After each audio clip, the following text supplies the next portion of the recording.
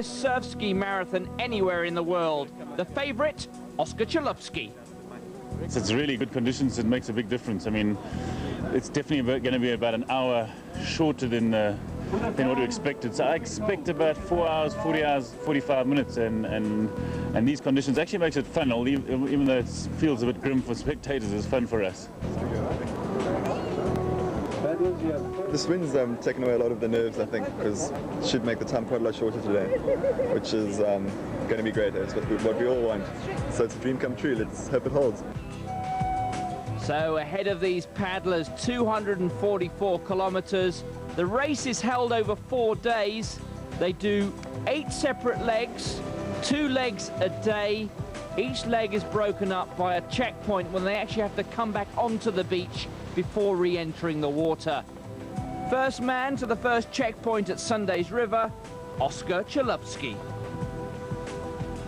So I missed the point because, you know, these dunes move around and I was going past and there was nobody else. It was pretty hard. We only got the good waves from the cliffs to here. See, I'm lucky I saw some people there, otherwise I think I would have been in Hamburg by now. The first day is the toughest of the race, 80 kilometres across Algoa Bay to Woody Cape. And by the time Chalupsky arrived there, he had a lead of more than 7 minutes.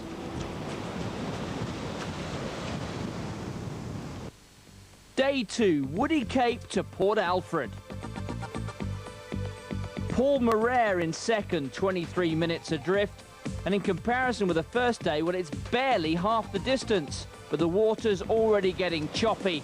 And even getting into the water, as you can see here, people getting into all sorts of trouble. Oscar Chalupsky already away and clear.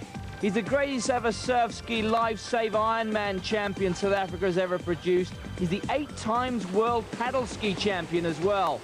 He's also an Olympian at Barcelona in 1992. Here we are at Kenton-on-Sea, and this is the first checkpoint, 22 kilometres into the second day.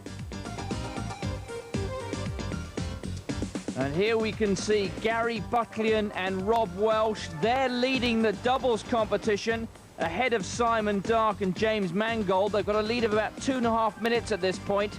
They'll now come onto the beach, go round the checkpoint before getting back into the water. 23 kilometres remain to the end of the second stage in Port Alfred. So it's a brief respite. That way, he says.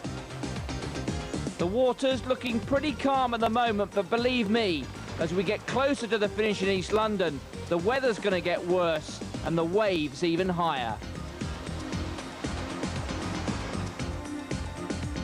It's real nail-biting stuff as you wait on the beach. And here are second in the doubles competition, Simon Dark and James Mangold. Don't walk in front of me. It's an opportunity here for Simon Dark from Great Britain, in fact, just to get a brief bit of respite and pick up some drinks from a second before getting back into the boat and making his way to Port Alfred. That'll be the halfway stage, of course. Oscar Chalupsky away and clear. Here he is, heading for a 10th straight win in the race as another doubles pair struggle on their way to the checkpoint. Here are Dark and Mangold coming through in second place in the doubles, but still a long way behind Buckleyan and Welsh. Port Alfred, a welcome sight at the end of day 2. A round of applause and 2 very tired men indeed. And after almost 4 hours in his boat on the second day, Oscar Chalupsky, a little Eskimo roll there on the beach to finish off. Welcome applause from the crowd, well on his way to a 10th straight win in the race.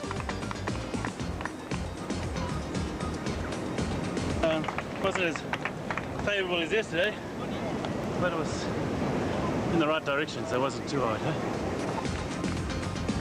So Chalupsky happy with his performance, but this man, Paul Morer, coming in second and ready to pounce on any opening. Thoroughly enjoyable. The wind wasn't as strong as yesterday, but it wasn't in our faces, so it was better than nothing. The day went quite a lot quicker. The surf made it interesting, especially at Kenton. You had to keep your wits about you with all the rocks around and that. And then Port Alfred's also very interesting as you come into the finish. We're just going to have to see what tomorrow holds. Tomorrow's the big one. This is pretty much the warm-up for tomorrow. So it's gonna be the decider, I think. Oscar's looking pretty good at this stage to go all the way.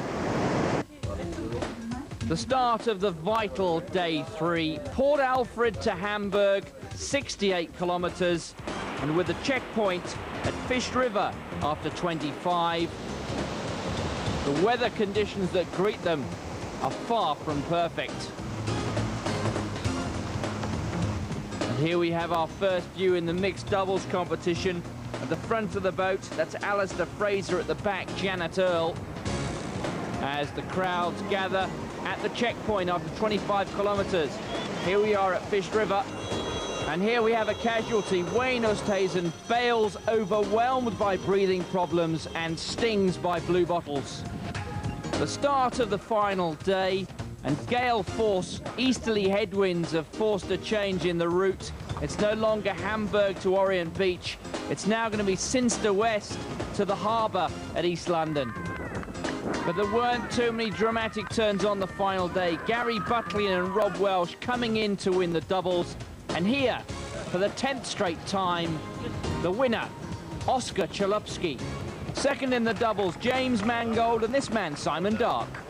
4 minutes in it this year, so 2 years' time maybe we can win. Bit of training. We've only been out about 5 times together, so we can put a bit more time in the boat, then maybe it'll go a little bit better next time. So Surfski makes it 10 in a row and wins by more than 19 minutes. In second place, Paul Moret, and third, Peter Cole. It was a tight contest in the doubles. Welsh and Butlin having just over 4 minutes to spare from Mangold and Dark. In third, and a long way back, Paul Zimmerman and Nigel Stevens. Less than 24 minutes separated the first 3 pairings in the mixed doubles. Alistair Fraser and Janet Earl, the champions.